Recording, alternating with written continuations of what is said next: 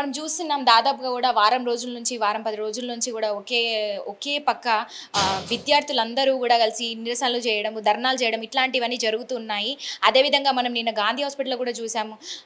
విద్యార్థుల పట్ల ఉండేటువంటి మోతీలాల్ నాయక్ కూడా అక్కడ ఒక పక్క నిరాహార దీక్ష అయితే కొనసాగిస్తున్నటువంటి పరిస్థితి కనబడతా ఉంది. మరి దీని మీద అసలు ఇప్పుడు కాంగ్రెస్ పార్టీ ఏ విధంగా స్పందిస్తుంది తెలుసుకునే ప్రయత్నం అయితే చేద్దాం. ప్రస్తుతం మనతో పాటు ఉన్నారు కాంగ్రెస్ పార్టీ అధికార ప్రతినిధి భవానీ రెడ్డి గారు ఉన్నారు. ఒకసారి మాట్లాడదాం. నమస్తే మేడం. నమస్తే మా. అసలు ఏం చెప్పదలుచుకున్నారు? డిఎస్సి పోస్టులు ఏవైతే ఉన్నాయో వాటిని అంటే డేట్ పొడిగించాలంటూ కూడా ధర్నాలు చేస్తున్నారు. అదేవిధంగా జియో నెంబర్ 46 రద్దు చేయాలంటూ ధర్నాలు చేస్తున్నారు. ఇట్లాంటివి వీళ్ళ మీద స్టూడెంట్స్కి కూడా సపోర్ట్గా ఈరోజు వాళ్ళకి మద్దతు ఇస్తూ కూడా మోతీలాల్ నాయక్ కూడా ఓ పక్క ఆయన నిరాహార దీక్ష కూడా కొనసాగిస్తున్నారు. మరి దీని మీద మీ స్పందన ఎట్లా ఉంది? ఏం చెప్పబోతున్నారు? అదే చెప్తా ఉన్నా, 60 ఏళ్ళ ఆకాంక్షలకు నిజంగా కూడా 10 ఏళ్ళు వాళ్ళు అధికారంలోకి వచ్చిండ్రు. ఆ 10 ఏళ్ళలో వాళ్ళు ఏం చేయలేదు. 60 ఏళ్ళ ఆకాంక్షలు తుంగలో దొక్కి 10 ఏళ్ళు వాళ్ళ బంధుప్రీతి కుటుంబ పాలన అన్నీ చేసుకున్నారు. ఇలా హరీష్ రావు పోయి పిల్లలందరినీ ఎగేసి, పిల్లలు ఒక సెన్సిటివ్ జోన్లో ఉంటారు, ఎక్స్ట్రీమ్గా ఆలోచిస్తారు. సో వాళ్ళను ఇలా ప్రేరేపించుకుంటా వీళ్ళందరూ మాట్లాడుతూ ఉన్నారు.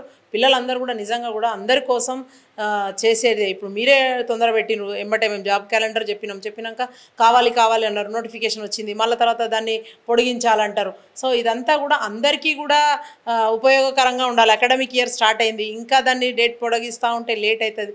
సో దానికి సహకరించాలి మీరు ప్రభుత్వం. గతంలో ఏవి అసలు నోటిఫికేషన్లు లేవు, ఉద్యోగాలే లేవు.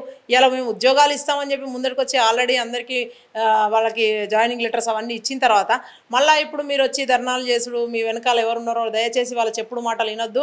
ఏమంటారు చూడు, మంది మాటలు వినేటో పోతే మళ్ళీ వచ్చేవరకు ఇల్లు ఖరాబ్ అయిందని. హరీష్ రావుకి అలవాటు అయ్యింది. గతంలో కూడా అంతే, పెట్రోల్ పోసుకొని నాటకం ఆడిండు, పిల్లలందరూ కూడా పిట్టల్లా రాలిపోయినరు. నిజంగా కూడా ఇవన్నీ నీచ రాజకీయాలు బంద్ చేయండి. మీరు చేసే వికృత రాజకీయాలకు పరాకాష్ఠకు చేరినాయి అవి.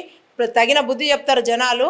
పిల్లలకు మాత్రం ఇకపోతే మేము ఒకటే అభ్యర్థన చేస్తూ ఉన్నాము, తొందరపాటు నిర్ణయాలు తీసుకోవద్దు.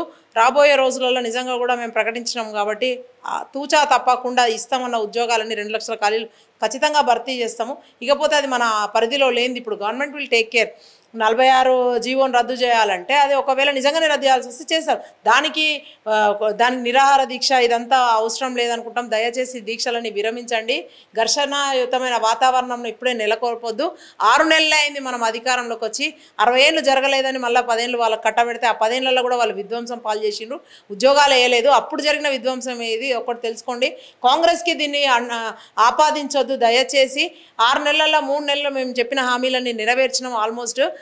ఇంకా మిగతాయి కూడా చెప్పినాం, రుణమాఫీ కూడా చేయబోతా ఉన్నాము. తర్వాత 3 నెలలు ఎలక్షన్ కోడ్లోనే పోయింది. ఇప్పుడే కదా పరిపాలన స్టార్ట్ అయింది, కొంచెం సమయం ఇవ్వండి. ఈ టైంలో మీరు ప్రిపేర్ కాండి ప్రిపరేషన్ ఎగ్జామ్స్ కానీ మేము చెప్తా ఉన్నాము. It's request from our side. అందుకే మరి డిఎస్సి పోస్టులు ఏవైతే ఉన్నాయో దానికి డేట్స్ పొడిగించాలంటూనే వాళ్ళు ధర్నా చేస్తున్నారు ఈరోజు. అంటే ఎందుకని వెంటనే ఇస్తున్నారు? మొన్న కూడా ఎలక్షన్ కోడ్ తర్వాతే అన్ని కూడా రిలీజ్ చేయడం జరిగిందని ఈ మధ్య మొన్న నీటిది కూడా చూసాం. ఇట్లా వెంటనే అన్ని కూడా ఇస్తున్నారు, దీని వెనక కుట్ర ఉందంటూ కూడా భావిస్తూ ఉన్నారు. నిన్న హరీష్ రావు కూడా గాంధీ హాస్పిటల్కి రావడం జరిగింది. అక్కడ కూడా మోతీలాల్ మద్దతుగా నిలిచి కూడా మీ మీద చాలా విమర్శలు అయితే చేశారు. దీని మీద మీరు అందరూ ఇప్పటికే 10 ఏళ్ళ సంది ప్రిపరేషన్స్ అయితే ఉన్నాయి. గ్రూప్ 3 లేవు నోటిఫికేషన్, గ్రూప్ 4 లేవు, ఏవి కూడా నోటిఫికేషన్స్ లేవు గతంలో. సో వెంట నోటిఫికేషన్స్ అంటే మరి భర్తీ చేస్తేనే కదా. ఈ అకాడమిక్ ఇయర్కి పోవాలి కదా వాళ్ళు, పోకపోతే మళ్ళీ they will lose the year కదా. సో అట్లా చెప్పేవాళ్ళు అక్కడ పాఠాలు చెప్పడానికి పంతులు ఉండాలి. ఇక మరి ఇంకా డిఎస్సి ఇప్పుడు లేట్ చేస్తే ఇది నెక్స్ట్ ఇయర్ రిక్రూట్మెంట్ మరి ఆగమంటారా? రిక్రూట్మెంట్ వద్దంటారా? సో ఇవన్నీ కూడా మీరు ఆలోచన చేసుకోవాలి. ఇన్నేళ్ళు చదువుకున్నారు, మళ్ళీ మీకు ప్రిపరేషన్కి ఇప్పుడు నోటిఫికేషన్ తర్వాత ఎగ్జామ్కి టైం ఉంటుంది. ఆ టైంని యూటిలైజ్ చేసుకోమంటున్నాం. రోడ్ల మీదకి వచ్చి అనవసరంగా వాళ్ళు ఏదో చెప్తే ఆ మంది మాటలు విని మీరు మళ్ళీ ఆగం కావద్దనే చెప్తా ఉన్నాం. చక్కగా చదువుకోండి, ఒకటేనికొకటి జాబ్ నోటిఫికేషన్స్ వస్తాయి, ఖచ్చితంగా మీకు అందరికి కూడా ఉద్యోగాలు ఇస్తామని ఇచ్చే తీరుతామని చెప్తా ఉన్నాం. మరి రోజు ఇందాక మనం చూసాం, జస్ట్ ఇందాక ఒక 10 నిమిషాల క్రితం కూడా టీజీపీఎస్సీ దగ్గర కూడా పోలీసులు ఎంతో మంది విద్యార్థులను అరెస్ట్ చేసి కూడా తీసుకెళ్లిపోయారు. మరి దీని మీద మీ స్పందన ఎట్లా ఉంది? మీరు ఏ విధంగా చర్యలు తీసుకోబోతున్నారు వీటన్నిటి మీద?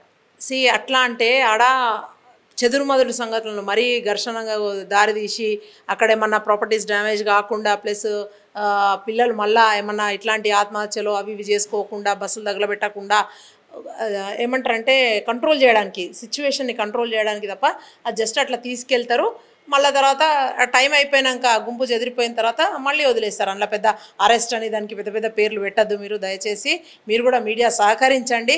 దాన్ని పెద్దది చేసి చూపించద్దు సమస్యను ఎప్పుడు కూడా. సరే, దాన్ని మనము ఏమంటారు, దాన్ని జటిలం చేయకుండా పరిష్కారయుతంగా ఉండే విధంగా మీరైనా మేమైనా దాన్ని తీసుకోవాలి. దాన్ని మేమేమంటాం చెప్పండి. మీరు వచ్చి మేము గవర్నమెంట్లో ఉన్నాం, మా దగ్గరకు వచ్చి మీరు ఏం చేస్తారు అంటే సమస్య పెద్దది కాకుండా చూస్తాం అంతే మేము. మీరు కూడా ఇప్పుడు ప్రెస్ మీట్ పెట్టబోతున్నారు. ప్రధానంగా దేని మీద మీరు ప్రెస్ మీట్ అయితే జరగనుంది, ఏం చెప్తారు? అంటే వాళ్ళు 10 ఏళ్ల పాలనలో ఉండి ఇవాళ వచ్చి రాజకీయ దురుద్దేశంతో వాళ్ళు మాట్లాడుతూ ఉన్నారు. 2014లో అధికారంలో ఉన్నారు, అప్పుడు వాళ్ళకు కావాల్సిన సీట్లు వచ్చినాయి, 63 వచ్చినాయి ఎంఐఎం కాకుండా కూడా. అయినా సరే ఇతర పార్టీల నుంచి వాళ్ళు తీసుకున్నారు. మళ్ళీ 2018లో కూడా అదే పునరావృతం అయింది. ఇప్పుడు వాళ్ళు వచ్చి అలా కేటీఆర్ ఏం మాట్లాడుతున్నాడు, మేమేదో బుద్ధిపూసలము, మీకు దమ్ము ఉంటే మీరు మనుషులైతే అదైతే రాజీనామా చేసి ఎలక్షన్ పోండి, అదే మీరు చేస్తే ఒకటి మేము చేస్తే ఒకటా? బుద్ధి ఉండాలి మాట్లాడే ముందు. మీరేమన్నా కంప్లైంట్ చేస్తామన్నారు స్పీకర్కి. Let the speaker take the decision. మేము దానికి కట్టుబడి ఉంటాం కదా, ఆ నిర్ణయం ఏదైనా సరే దానికి కట్టుబడి ఉంటాం. దానికి ఇట్లా పెట్టి మైకులు పట్టుకొని పలగొట్టి ఎందుకంత ఇదవుతున్నారో అర్థమవుతలేదు. సో మీరు చేసిందే, మీరు ఎంతో మంచి రాజకీయాలకు మీరు బాటలు వేయాల్సింది ఆ రోజు. 10 ఏళ్లల్లో మీరు చేయాల్సిన పని అది. మంచిగా వాతావరణం, అప్పులు లేకుండా, ఆత్మహత్యలు లేకుండా, పిల్లలకు మంచి చదువు కల్పించేది, మంచి ఇన్ఫ్రా కల్పించేది, ఇవన్నీ మీరు చేయాల్సింది వదిలేసి ఏమీ చేయకుండా మీరు దాచుకున్నంత దాచుకొని దోసుకున్నంత దోసుకొని ఇవాళొచ్చి పతివ్రత పలుకులు వలుకుతూ ఉంటే నవ్విపోతారని చెప్పి అదే ప్రెస్ మీట్ సారాంశం, అదే పెట్టబోతా ఉన్నాం. Thank you so much. So విన్నారు కదా భవన్ రెడ్డి గారు చెప్పిన మాటలు. మేడం ఈరోజు ఛాలెంజ్ కూడా చేస్తున్నారు. ఎందుకంటే కావాలనే ఈ ప్రతిపక్షాలు ఏవైతే ఉన్నాయో కావాలని విమర్శలు చేసి కూడా దుమ్మెత్తిపోసేటువంటి ప్రయత్నం అయితే చేస్తున్నారు.